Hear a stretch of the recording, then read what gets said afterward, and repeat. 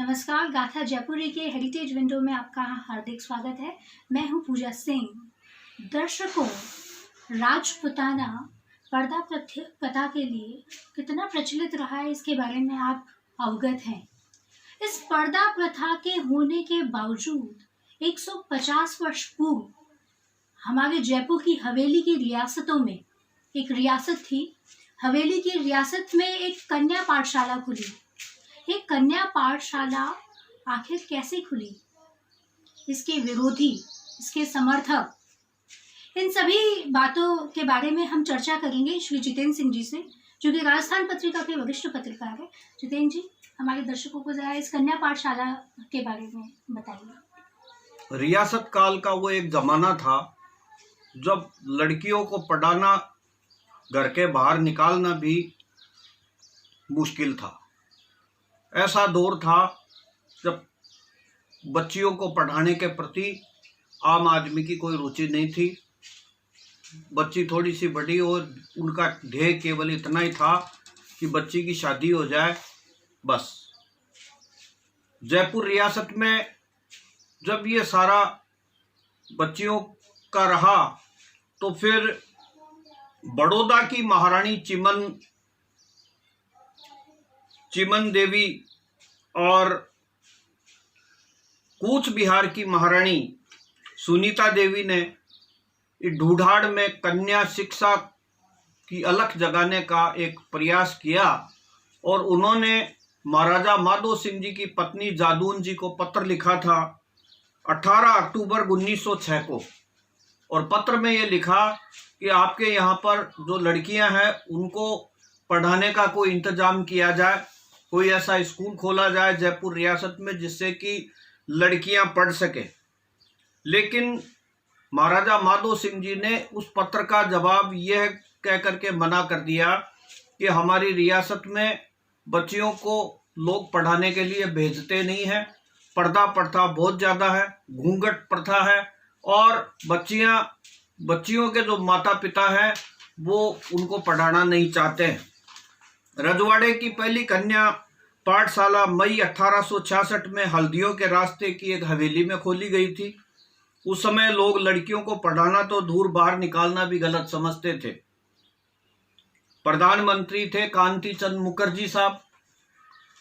उनकी रिपोर्ट थी कि पहली कन्या पाठशाला में एक शिक्षिका थी सदा कौर और जीवनी देवी थी। उसको 10 रुपए महीने के ऊपर रखा गया और रुकमा देवी को चपड़ासन और राम कुंवरी को जलधारी बनाया गया, जल पिलाने वाली।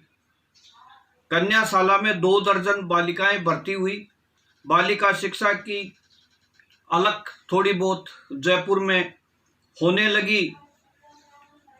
तब भी लड़कियों को लोग घर से बाहर निकालना एक वो समझते थे, फिर भी लड़कियां उस स्कूल के अंदर नहीं आई। 1867 में कोलकाता की मिस ओकल्टन ने कन्या स्कूल की कमान संभाली जयपुर में। तब कम उम्र में विवाह होने से लड़कियां बीच में पढ़ाई छोड़ के चली जाती। अंग्रेज महिलाओं ने भी स्कूल भेजने के लिए माता पिता को समझाइश की, घरों में गए, लेकिन लड़कियां फिर भी स्कूल में नहीं आई। मुसलमानों की लड़कियां आने लगी, तब उर्दू की थोड़ी बहुत पढ़ाई शुरू की गई। सन 1873 में सुश्री जैन जोयसी ने हेडमास्टर बनने के बाद विधवा महिलाओं के लिए सिलाई, बुनाई और कढ़ाई का प्रशिक्षण शुरू किया। अध्यापिकाओं के नहीं मिलने से फिर ये सारी लड़कियों की उनके स्कूल थी उसमें संख्या घट गई। अच्छा जितेंद्र जी, कन्या सदाचार पाठशाला क्या थी?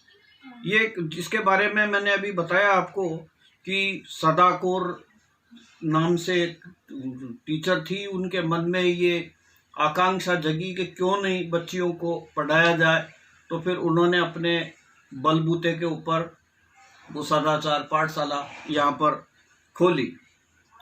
ईसाई मशीनरी ने पानों का दरीबा में और पुरानी बस्ती में कन्या स्कूल खोले। 1900 में भिंडों का रास्ता में पंडित शिव नंद शर्मा और उनकी पत्नी ने अपनी हवेली में बिना फीस के बच्चियों को पढ़ाना शुरू किया। जनवरी 1911 में उन्होंने कन्या सदाचार पाठशाला खोली, जिसे रियासत 10 रुपये मासिक अनुदान देती थी। एक रिकॉर्ड के मुताबिक सन 1879 में कन्या शिक्षा पर 6,238 रुपये खर्च किए गए। सुश्री हेमिंग के बाद कन्या शिक्षा की कमान यमुना देवी ने संभाली।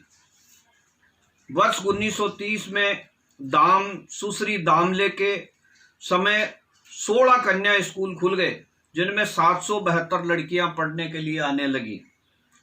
लतिका रुद्र व सुश्री कटरसी के बाद 1938 में सावित्री भारतीय के समय बालिका हाई स्कूल और कॉलेज खुलने लगे। लड़कियों ने 1933 में पहली बार बोर्ड की परीक्षा दी। मंदिरों की चटशालाओं में शिक्षक जोशी जी के पास भी बालिकाएं पढ़ाने के लिए भेजते थे। सेठों और सामंतों की लड़कियों को मौलवी और जोशी जी उनके घरों पर पढ़ाते थे। सबसे पहले जैन समाज ने और इसके बाद अग्रवाल और माहेश्वरी समाज और खंडेलवाल समाज ने कन्या शिक्षा के क्षेत्र में बहुत बड़ा काम किया। बेहद रोचक जानकारी दी जितेंद्र जी आपने।